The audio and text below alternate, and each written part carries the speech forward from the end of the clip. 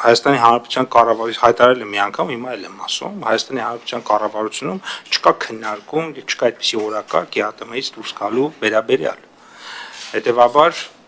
ես կարող եմ շարժվել այն օրակարգերով, որոնք որ կան։ Իսկ օրակարգը հետեւյալն է,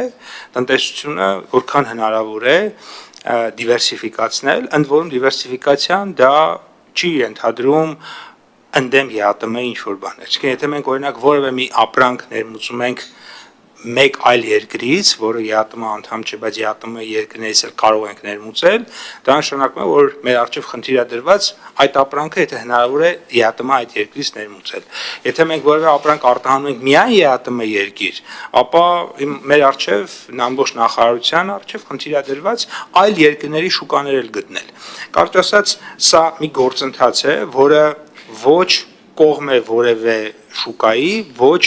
դեմ է որևէ շուկայի։ Սա կողմ է Հայաստանի Հանրապետությանը, որովհետև մեր խնդիր չունենք մեր կախվածությունը մեկ շուկայից փոխարինել մեկ այլ շուկայից կախվածության, կլինի ներմուծում, թե արտահանում։